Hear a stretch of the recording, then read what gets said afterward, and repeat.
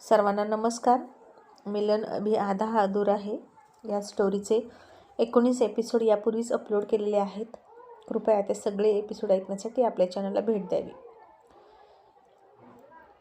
आज राणी तिच्या माहेरावरून आली आणि रोशन राणी रोहीच्या सुहागरात्रीची तयारी करत होता आणि त्यांची रूम डेकोरेट करत होता आणि सपना राणीची तयारी करून देण्यासाठी राणीला तयार करत होती.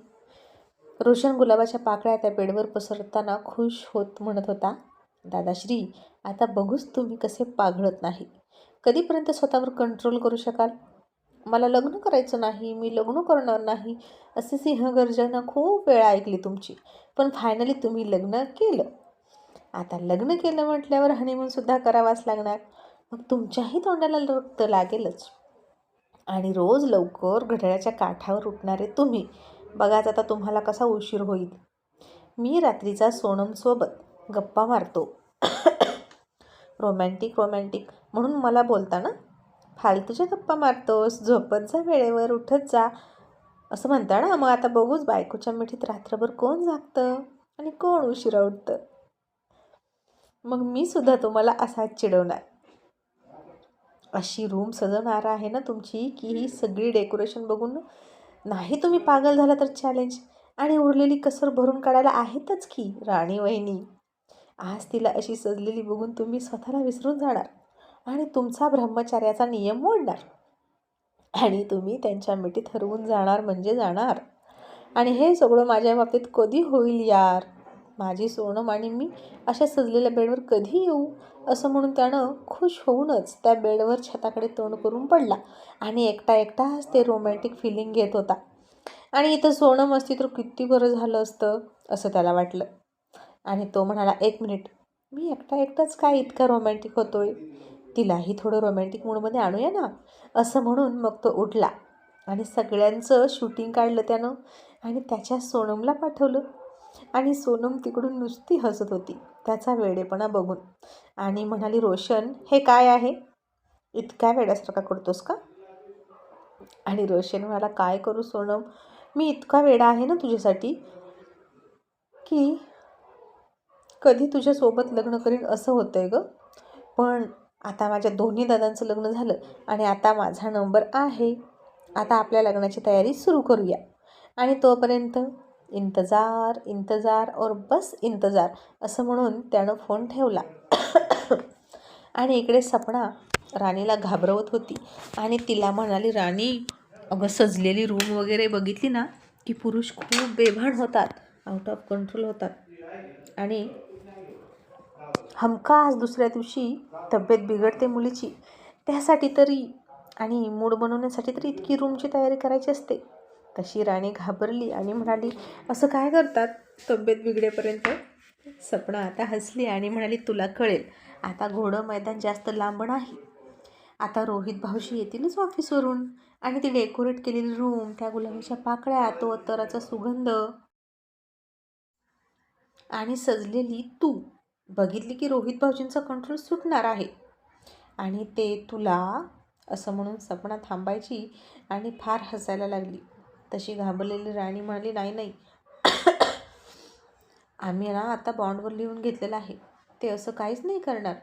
तशी सपना कान टवकारून म्हणाली, बॉन्ड? कसला बॉन्ड राणी? राणी आता बोलता थांबली आणि पुन्हा सावध होऊन म्हणाली, बॉन्ड नाही, ते हे आपलं रजिस्टर म्हणायचं होतं मला.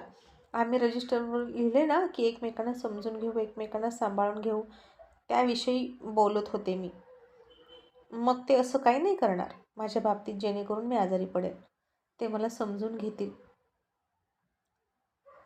माझी आई पण अशीच म्हणाली, एकमेकांना समजून घ्या. आणि सपना आता हसली आणि म्हणाली, आता ते तुला किती सहन होतं त्यांचं ते ओव्हर प्रेम, हे बघूनच कळेल ना उद्या सकाळी की त्यांनी तुला किती समजून घेतलं. राणी, अगं एका रात्रीतून पुरुष 3-4 वेळा जवळ येतो, त्याशिवाय सुहागरात होतच नाही. आणि जर तू नाही म्हणाली, त्यांच्या मनासारखं नाही केलं की मग मारतात सुद्धा. आणि तुला म्हणून सांगते बरं का, तू खूप लहान आहेस, तुझं कसं होईल? तशी राणी आता पुन्हा घाबरली आणि म्हणाली, मग मी तिकडे जाणारच नाही. मग विषय संपला.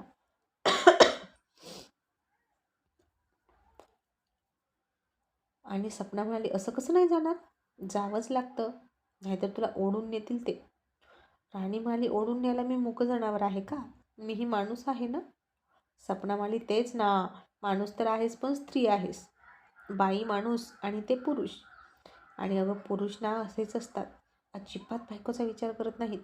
त्यांना हवं ते मिळवूनच राहतात. आता तू कशी तुझ्या नवऱ्याला हँडल करते ते बघ बाई. इतक्यात जानकी आली आणि म्हणाली, सपना तिला त्रास देऊ नकोस आणि तिची मस्करी करू नकोस. राणी आता उठून उभा राहिली आणि सजलेली धजलेली केसातून दोन्ही बाजूला गजरा टाकलेली राणी खूप गोड दिसत होती. आणि जानकी तिची हातांनी नजर काढत तिला म्हणाली, राणी आजपासून खऱ्या अर्थानं संसाराला सुरुवात होईल तुमच्या. दोघेही एकमेकांना समजून घ्या. आधी एकमेकांशी बोला आणि मग काय ते ठरवा. कारण कुठल्याच गैरसमजातून नात्याला सुरुवात व्हायला नको आणि त्याची सुरुवातसुद्धा क्लेशदायक नको. राणीला आता काही हे समजत नव्हतं आणि जानकीला वाटलं आता हे सगळं रोहितचीच बोलावं. तो मॅच्युअर आहे, पण त्याच्यासाठी तर हे सरप्राईज होतं. पण हरकत नाही, रोहित समजूतदार आहे, तो राणीला समजून घेणारच. आणि मग आता इकडे रोशननं राहुलला कॉल केला आणि म्हणाला, दादा आता या दोघेही, मैदान तयार आहे, प्लेअरला घेऊन ये. तसा राहुल खूप हसला आणि म्हणाला, रोशन तू ना एकदम बदमाश आहेस अगदी, पण हे सगळं रोहितला नाही आवडलं तर मार खाण्याची तयारीसुद्धा ठेव बरं का. आणि रोशन म्हणाला, मी सापडणारच नाही त्याला, मी लपून बसणार. पण त्याला तर काही कळतच नाही, थोडासुद्धा रोमॅन्टिक नसतो तो. पण आपण तरी तयारी केलीच पाहिजे ना दादा. आणि ही तयारी बघून भले भले शस्त्र टाकतात आणि गुपचूप रणांगणात उतरतात. दादाचं सुद्धा तसंच होणार आहे बघ. पाघळणार म्हणजे पाघळणार तो. आणि राहुल मला ओके आणतो त्याला. आणि फोन ठेवला. मग दोघेही उठले. बाहेरच दोघांनीही जेवण केलं, कारण घरी आल्यानंतर पुन्हा त्याला जेवण्यासाठी सुद्धा वेळ वाया घालवायचा नव्हता रोहितचा. मग नेहमीप्रमाणेच रोहितची गाडी राहुलच्या ड्रायव्हरनं घेतली आणि रोहित आणि राहुल गाडीतून आले. मग सपना तिला खोलीत सोडायला आली. तिनं ती सजवलेली रूम बघितली आणि सपना थोडीशी नाराजीच झाली. तिच्यासाठी सुद्धा इतकं सगळं केलं होतं, पण तिनं त्याचा वापर केलाच नव्हता. तिला तर हे सगळे क्षण पहिल्यांदा रोहितसोबत घालवायचे होते. पण आता राणी आहे तिच्या जागी रोहितच्या खोलीत. तिला ते आवडत नव्हतं, पण तरीही सपना म्हणाली, बघ राणी, ही सगळी सजावट बघ आणि हे सगळं बघून एखादा पुरुष घायाळ होईल की नाही सांग बरं. आणि त्याचा ना अजिबात कंट्रोल राहत नाही बघ, कंट्रोल सुटतोच. आणि मग तो काय करेल, कसा करेल हे नाही सांगू शकत. तो स्वतःला हरवून जातो, सगळं विसरून जातो. आणि सपनानं राणीला त्या खोलीत बसवलं आणि ही सगळी सजावट बघितली. राणीला खूप दडपण आलं. हे सगळं तिनं बघितलं होतं पिक्चरमधून, सिनेमातून. तिलाही या सगळ्यांची ओढ होती, नाही असं नाही, पण आत्ताच नको होतं. ती खूप लहान होती आणि त्यात रोहित थोडा ना आवडता होता. राणी अल्लड होती, तिला शिक्षण पूर्ण करायचं होतं, आत्ताच लग्नाची बेडी नको होती. आणि त्याच्याकडून लिहून घेतलंय, मग तो काय करेल तेव्हा असं तिला वाटायचं. पण त्यानं मला खरंच टच केलं तर. ते पुरुष आहेत, मी स्त्री, एवढं एकच राणीने लक्षात ठेवलं. तिचा फोनही तिच्याजवळ नव्हता आणि ती म्हणाली, जर हे सगळं बघून सर त्यांचं वचन विसरून गेले, त्या बॉन्डवर काय लिहिलंय ते विसरून गेले तर, आणि मला टच केला तर, मी आईकडे पण जाऊ शकत नाही. असा सगळा विचार राणी मनात करत होती. आणि सपना शेवटचं गोड बोलून तिला म्हणाली, राणी जर खरंच तुला त्यांनी त्रास दिला तर मोठ्याने ओरड बरं का. मी लगेच तुझ्या मदतीला येते आणि तुझ्या मनाविरुद्ध तू काहीच करू नको. आणि सुहाग रात्रीची रात खराब करण्याचा मंत्र देऊन सपना बाहेर आली. आणि आता दोघंही घरी येत होते. आणि राहुलला रोहित म्हणाला, दादा आपण ते आमदारकीचं बाबांशी बोलूया बरं का, त्यांचा सल्ला घेऊन ठरवू. आणि राहुल म्हणाला, ते सोड, पण आज राणी येणार आहे घरी, तुला काही आठवण आहे की नाही तिची. आणि तिचं नाव काढलं की रोहित गप्प बसला आणि म्हणाला, आली असेल आतापर्यंत, त्यात काय इतकं, गेली म्हटल्यावर येणारच की. राहुल मला, रोहित इतका उदासीन राहू नकोस बायकोच्या बाबतीत. ती मुलगी तुझ्यावर विश्वास ठेवून या घरात आली आहे, तिला तिचा हक्क दे. तुझ्या हट्टामुळे दोघांचंही नुकसान करू नकोस. तुला कळतंय ना मी काय म्हणतो. आणि रोहित मला हो दादा कळलं. आणि बोलता बोलता दोघेही बंगल्यात आले आणि गाडीचा आवाज ऐकला तशी राणी घाबरली आणि उठली. तसाच अंधार केलेल्या खोलीत ती बाजूला जाऊन उभा राहिली. तिनं पुन्हा लाईट लावली आणि म्हणाली, हा अंधार केल्याची भीती वाटते मला. आणि तिनं पुन्हा लाईट घालवली आणि म्हणाली, नकोच, मला बघितली आणि ते आउट ऑफ कंट्रोल झाले तर त्यापेक्षा अंधारच बरा. असं म्हणून मी त्यांना दिसणारच नाही. असं म्हणून तिथेच बॅग होती ठेवली. त्या बॅगला ती अडखळली आणि बाहेर गुड नाईट दादा म्हणून रोहित जसा दरवाजा उघडून आत आला तसा त्याला अंधार दिसला. त्याला थोडासा वाससुद्धा आला आणि रोहितचे नाक कान लगेच जागे झाले आणि त्यानं लाईट लावली आणि ती सगळी सजावट बघितली आणि अख्ख्या रूमवरून थक्क होऊन त्यानं डोळे फिरवले. त्याला तर हे सगळं इमॅजिन नव्हतं आणि त्यानं बघता बघता कोपऱ्यात त्याच्याकडे पाठ करून उभा राहिलेली डोक्यावर पदर घेतलेली राणी दिसली. आणि हे सगळं काय असा मनातून प्रश्न करत त्यानं वाईट आणि रागीट चेहरा केला आणि मग म्हणाला, ओ माय गॉड, हे सगळं रोशनचं काम दिसतंय. उगीच आलो घरी असं त्याला वाटलं. आणि मग त्यानं खोलीच्या बाहेर येऊन इकडे तिकडे बघितलं तर कोणीच नव्हतं आणि नक्कीच ही रोशनची बदमाशी आहे. पण हिला कळायला नको का, हे सगळं का करू दिलं तिनं, असं तो म्हणाला. त्याला आता राग आला होता रोशनचा, पण आता तो बोलू शकत नव्हता कारण या रात्रीची सगळेजण वाट बघतात आणि मी जर चिडलो तर नक्कीच सगळ्यांना डाऊट येईल असं वाटत रोहित आता गुपचूप आत आला. दरवाजा लावला तसं सोप्याच्या पाठीमागं लपून बसलेले सपना, राहुल, रोशन बाहेर निघाले आणि हळूच पुन्हा दरवाजाजवळ येऊन उभा राहिले. आणि रोशन म्हणाला, राहुल दादा, मी नाही बाबा त्याच्यासमोर जाणार, नाहीतर मला तो खूप मारेल. राहुल म्हणाला, नाही रे, उलट शाबासकी देईल, तू इतकं छान काम करून ठेवलं ना त्याच्यासाठी. रोशन म्हणाला, ते ठीक आहे, पण तो वापर करेल ना त्या सगळ्याचा, नाहीतर माझी मेहनत वाया जायची. राहुल म्हणाला, ते बघण्यासाठीच इथे थांबूया दरवाजाजवळ. मग आता आतून काही आवाज येतात का. आणि राणी रोहितच्या एक्सप्रेशन ऐकण्यासाठी सगळे तिथे आले आणि रोहितनं पटकन पुन्हा दरवाजा उघडला. तसे सगळे घाबरले आणि रोहितनं सगळ्यांकडे रागात बघितलं आणि म्हणाला, काय आहे, तुम्हाला झोपा नाहीत का, की आता रात्रभर इथे पहारा देणार. तसे सगळे पळून गेले आणि रोहितनं पुन्हा वैतागून दरवाजा लावला. मग काही सेकंदानं पुन्हा उघडला. आता कोणीच नव्हतं. मग तो आत गेला आणि सगळं बघितलं आणि त्याला खूप अवघडल्यासारखं झालं. तिथे बेडवर काही बॉक्स ठेवले होते आणि ते उघडे न करताच त्यानं ते एकावर एक ठेवले आणि बाजूला ठेवून दिले. तोपर्यंत त्याची चाहूल लागून राणी घाबरून घाबरून गेली होती. तिनं तर तिच्या बॅगच्या हँडल घट्टच पकडला होता. त्यानं हात लावला की बॅग उचलून निघायला आणि तो राणीला म्हणाला, हे बघ. तशी राणी घाबरून आधीच म्हणाली, हे बघा सर, मी असलं काहीही करणार नाही. सर, तुम्ही हे सगळं करायला लावलंत का. सर, तुम्ही तुमचं वचन मोडत आहात. सूर्यवंशींचं वचन माहीत आहे ना तुम्हाला, आणि मी तुम्हाला सांगून ठेवते. असं म्हणून राणीनं बॅग पकडूनच ठेवली होती आणि तो तिचा बोलता बोलता आवाज वाढायलाच लागला. तसा रोहित पळतच गेला आणि तिला स्वतःकडे वळवलं आणि त्यानं आता राणी खूप घाबरली. तो मिठीत पकडायला आला की काय असं तिला वाटलं, पण तिचं तोंड त्यानं पकडलं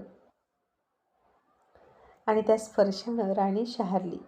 तिची छाती धडधड करायला लागली, खालीवर व्हायला लागली, कारण रोहित आता तिच्या खूप जवळ होता आणि ती रोहितकडे तिच्या टपोरा डोळ्यांनी बघत होती. आणि रोहित तिला म्हणाला, शांत बस, बाहेर सगळे ऐकतात, दरवाजाला कान देऊन बसले आहेत, असे सहजासहजी जाणार नाहीत ते, आणि जर त्यांनी ऐकलं ना तर सांगत जातील आईला. आणि हे सगळं मी करायला नाही सांगितलं, मी सुद्धा शॉक झालो आहे. आणि तू काय इतकी नटून थटून बसली, तू तर घरीच होतीस ना, तुला माहीत होतं ना, मग मला कळवता आलं नाही तुला एक फोन करून. इतर वेळी तर सारखं फोन करून चपड चपड करतेस, मग आता काय झालं, असं तो तिला विचारत होता. आणि राणीनं तिच्या डोळ्यांनी तोंडावर असलेल्या त्याच्या हाताकडे खुणवलं. मग त्याच्या लक्षात आलं की आपण तिचं तोंड पकडलं आहे. त्यानं तिच्या तोंडावरचा हात काढला आणि राणी हळूच म्हणाली, सर, हे असलं काही नको प्लीज. रोहित म्हणाला, गप्प बस बाई, मी नाही हे सगळं केलं, मी सुद्धा सरप्राईज झालो आहे आणि मीच वैतागलो हे सगळं बघून. हे सगळं रोशनचं काम आहे. साहजिकच आहे, लग्न झाल्यावर हे सगळं करतातच. तर तू रिलॅक्स राहा, मी काहीच करणार नाही, ओके. तरी राणी म्हणाली, नाही, तुम्ही पुरुष आहात आणि मी स्त्री आहे. ही सगळी सजावट बघितली की तुम्ही बेभान होणार, सगळं विसरून जाणार आणि मला त्रास देणार आणि मग मी आजारी पडणार आणि मला बेड रेस्ट घ्यावी लागणार. रोहितनं आता डोक्यावरच हात मारला आणि म्हणाला, हे सगळं तुला कुणी सांगितलं माझी आई? अगं नाही असं काही होणार. तू पहिली घाबरू नको बरं. आणि तू ना इकडे ये, तू इथे बस. असं म्हणून तो तिच्या खांद्याला पकडणार तशी ती मागं सरकत म्हणाली, नाही, हात नका लावू. रोहित म्हणाला, ओके, पण तू इकडे ये, मी काही नाही करणार. मग राणीला त्यानं खुर्ची दिली, ती खुर्चीत बसली आणि त्या सगळ्या बेडकडे ती घाबरून घाबरून बघत होती. आणि तो म्हणाला, हे सगळं ना तू विसरून जा. तरीही राणी घाबरलीच होती आणि म्हणाली, कसं विसरायचं, हे सगळं समोर आहे आणि हे बदामाचं दूध माझ्या हातात दिलं तुम्हाला द्यायला आणि हे पिऊन तुम्ही जास्तच, असं म्हणून ती पुन्हा रडवेली झाली. रोहितला आता तिला कसं समजावं ते कळेना आणि त्याला तर जाम लाजल्यासारखं व्हायचं. आता ही कुठली मुसीबत ओढवून घेतली असं त्याला वाटलं. आणि त्यानं आता तिला विचारलं, तू पुस्तकं आणलीस का? ती म्हणाली, हो, मला होमवर्कसुद्धा करायचं आहे. आणि रोहित म्हणाला, गुड, ठीक आहे, तू तुझा होमवर्क करत बस इथं, मी पटकन हे सगळं आवरतो. मग त्यानं राणीला होमवर्क करायला गुंतवली आणि स्वतः सगळ्या गुलाबाच्या पाकळ्या, ते हार, ती फुलं, त्या मेणबत्त्या सगळं विझवू लागला आणि सगळं गोळा केलं आणि दरवाजाच्या बाहेर सगळे ऐकत होते. पण आता त्यांना काहीच आवाज येत नव्हते. आणि रोशन मला, दादा आत काय सुरू असेल रे? दादा चिडला नाही याचा अर्थ त्यानं सगळं आवडलं का त्याला? राहुल मला आवडणारच, अरे सगळ्याला तर आवडतं हे. आणि बहुतेक आता कार्यक्रम सुरू पण झाला असेल. आता आपण चला. तरीही सपना म्हणाली, नाही नाही थांबा. तिला आता राणीनं ओरडायची, मग पुन्हा रोहितनं तिच्यावर ओरडायची, तसं काहीतरी त्यांचं बिनसतं का पहिल्या रात्री, हे ऐकायची उत्सुकता होती ना. आणि रोहितनं ओळखलं की हे सगळे इथे आहेतच आणि हे सगळे असा पिच्छा सोडणारच नव्हते. आणि रोहित राणीला मोठ्यानं मुद्दाम म्हणाला, घे राणी, अर्ध दूध तू पी आणि घाबरू नको राणी, मी तुला समजून घेईन. तसं राणीनं दचकून मागं बघितलं. तो पुन्हा आला की काय जवळ असं तिला वाटलं आणि त्यानं त्याच्या तोंडावर बोट ठेवलं आणि हे नाटक आहे असं तिला खुणवलं. आणि राणीनं पुन्हा हायसं वाटून खाली बघितलं. आणि हे ऐकून सपना मनातल्या मनात खूप चिडली आणि सगळे निघून गेले. मग रोहितनं सगळं आवरलं आणि तिला म्हणाला, आता खुश, आता तुला दडपण येत नाही ना? राणी म्हणाली, नाही. आणि रोहित म्हणाला, पण तू इतकी सजलेली आहेस, तुला बघून मला दडपण येते. आता तुझा हा साज शृंगार कुणी काढायचा? की तोही मीच काढायचा का? नाहीतर पुन्हा म्हणशील आला टच करायला. तशी राणी थोडी हसली आणि म्हणाली, नाही नाही, मी करते. मग ती बाथरूममध्ये गेली. तोपर्यंत रोहितने रोशनने या बॉक्समध्ये काय ठेवले हे बघावं म्हणून एक बॉक्स उघडला आणि त्यातली एक वस्तू हातात घेतली आणि त्याच्या हातात एक अत्यंत शॉर्ट रेड कलरचा ट्रान्सपरंट असा ड्रेस आला, अगदी छातीपासून फक्त मांडीपर्यंत. इतका सेक्सी आणि हॉट लूक देणारा ड्रेस चक्क रोहितनं त्याच्या हातात पकडला आणि त्याला खूप किळस आली आणि रोहितने पाल झटकावी तसा तो फेकून दिला हातातनं आणि रोशनला मनातल्या मनात खूप शिव्या घातल्या. पुन्हा ते सगळं उचललं आणि कसं बसं डोळे झाकूनच त्या बॉक्समध्ये बंद केलं. आणि राणीनं हे सगळं बघितलं ते तिचा पुन्हा गैरसमज होणार आणि ही बावळट मुलगी रात्रभर गोंधळ घालेल म्हणून त्यानं बॉक्स उचलला, कपाटात फेकला आणि दुसरा जो छोटा बॉक्स होता तो तिथेच होता.